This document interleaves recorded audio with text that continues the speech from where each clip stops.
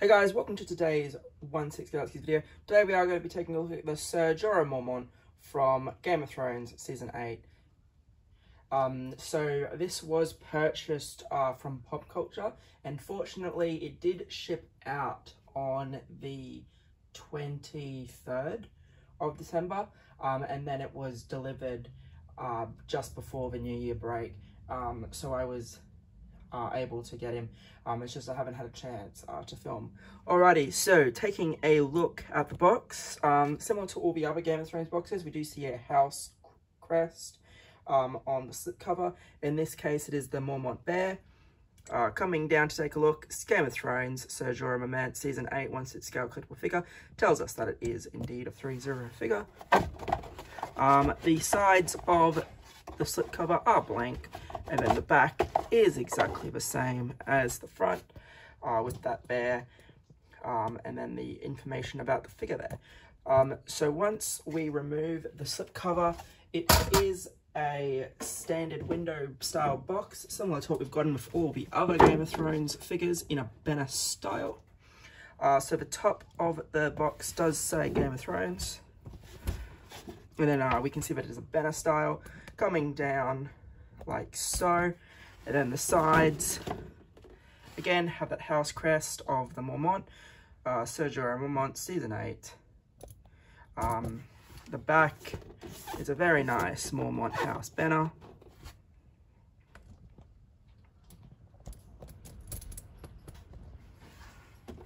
And of course this side identical to the last. Alrighty, so in terms of accessories, we get 2 scabbards, 2 swords, and 8 hands, which is actually pretty cool. So we do get a right and left. So yeah, each hand configuration does have a right and left. So first of all, we do have the relaxed palm, and all the hands are done in this sculpted leather style glove. It is pliable, however, getting the wrist peg in there is a little tricky. So it's a good thing they give you 4 spare wrist pegs, which is surprisingly nice.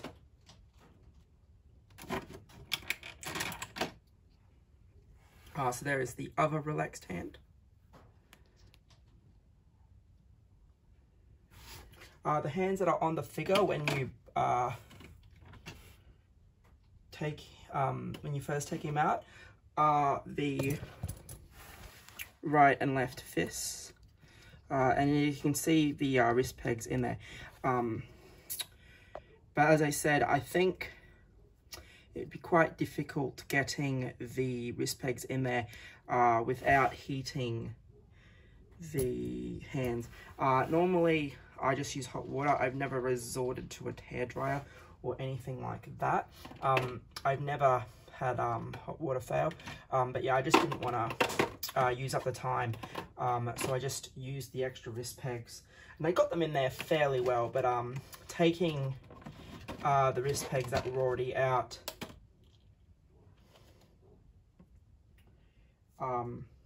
would just be a pain. So we do get a right and left sword holding hand. Now with the sword holding hands, there are actually 4. There's 2 hands for holding the greatsword, and then 2 hands for holding the standard sword. And I'll just show you how you know the difference. So the difference is like so. You can see that one of them has a wider grip than the other. Basically that's, the wider grip is for the greatsword, and then the smaller grip is for the standard sword. I have the other greatsword hand currently on him, and then we do get a right and left kind of gesturing, pulling back type of a hand as well. And again, I have the other hand on him, so we will take a look at that shortly when we see the figure. So we do have the greatsword, So the scabbard is bronze. The handle of the sword is bronze. Very nice paint apps and detailing, as we can see. And then, of course, taking the sword out. It is obviously plastic, and that kind of, I suppose, takes away from the realism of the sword just a little. But we've never had die-cast weapons with 3-0 figures, so it makes sense. And such a big sword probably wouldn't be a die-cast anyway. So the second scabbard's already on the figure. We'll take a look at that when we do the side profile. But here is the second sword. As you can see, this time the handle is a goldy colour. And then again, a plastic sword. But the handle of the sword or hilt is, again, very nicely detailed and painted. Now the final thing that we get is going to be our cloak. So you can see that we do have our faux fur, and then of course those straps that tie it together. Pattern on the inside looks quite nice. Then we get the sleeves that you put it through, also lined with faux fur, and then of course we have the pattern on the outside. I will show this in a bit. We won't actually put the cloak on him, but the pauldrons on the figure are magnetic and removable. Basically, to get this on, you just take out the top off pauldrons, and then place his sleeves through, then tie it around. As I said, you do get 4 extra wrist pegs as well.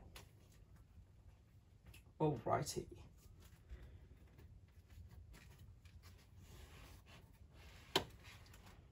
Now do keep in mind that being a 3-0 figure, he does not include a display stand.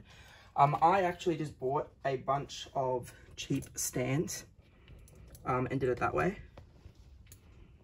Now look at the sculpt. It's actually a pretty damn good sculpt. Now,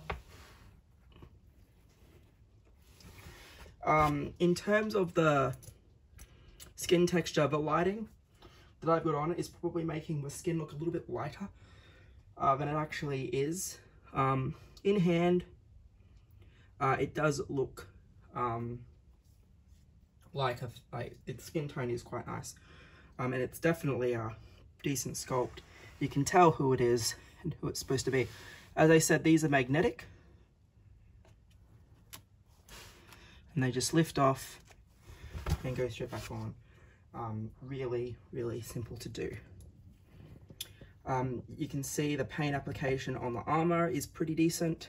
It does look like it's studded.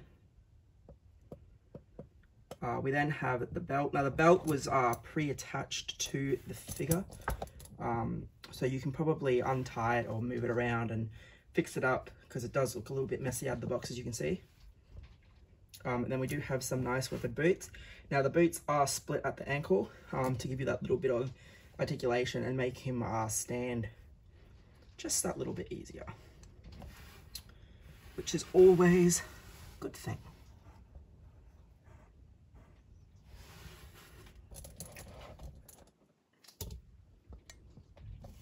So as I said, this is just removable. You do have a pleather material underneath it, and you can see the stitching there as well. So I would be very careful with those arms, as they are that pleather material. As you can see, there is the black scabbard, and there is the weathered boot. We also have a pleather material on the skirt, I suppose you could call it. Just pop that back on. See, as I said, it's just so simple.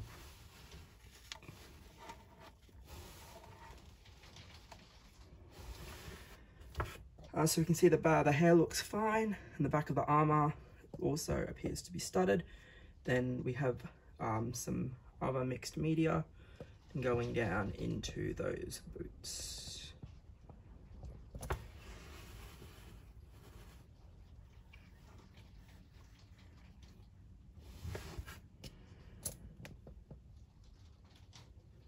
Again, that same leather material there, going down to the skirt, and then going down to the boots.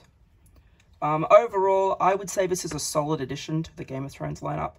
I mean, he's not the most important character, but if you wanted to complete the set, he's definitely worth getting. And at the moment, Pop Culture are having their 20% off, so you can, he is in stock. He was one of the figures that was added to in stock before the sale went live, so you can pick him up for 20% off. I pre-order my figures 4 to 6 at a time, so what I do is I put them in the cart, get the 10% pre-order bonus, and then apply an extra 10% in pennies. So my pre-orders are pretty much 20% off anyway. But if you wanted, like I said, I think you're saving $60. So you're probably getting about $240 for him. I think maybe even just a tiny bit more. I just can't remember what the standard price for him was. But I mean, anything under $280 is fantastic for 6 scale these days. So if you want him, you can see that the sculpt is quite solid. Then you can get him now while he's cheaper. That sale does end sometime tonight / sometime tomorrow morning. So you probably will want to be quite quick if you haven't picked him up already. But yeah, other than that, I think he's a solid figure. Definitely completes the lineup. I'm excited to see what the Season 8 Daenerys ends up looking like. I do have the original Daenerys, and she does look great. Well, I think she looks a lot better than most people are making her out to be. But an updated Daenerys would be quite nice. As I did recently get the updated Jon Snow, and I've had Bran Stark for a while as well.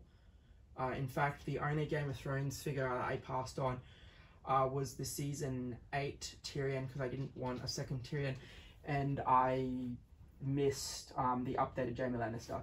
So I've still only got the Season 1 Jaime. But other than that, as I said, this guy would be a fantastic addition to the lineup. And of course, I want to see how that Drogo looks as well. Even though we go all the way back to a Season 1 character, it would be nice. If we got a Season 1 Cersei, that would be nice with the longer hair. But we will see. Anyway, guys, thanks for watching. Keep an eye out for more videos. I'm not too sure when they will be, as we are currently waiting on all the pop culture stuff that I had in transit. So that would be Echo, Bob with the Throne, Harry Callahan, etc.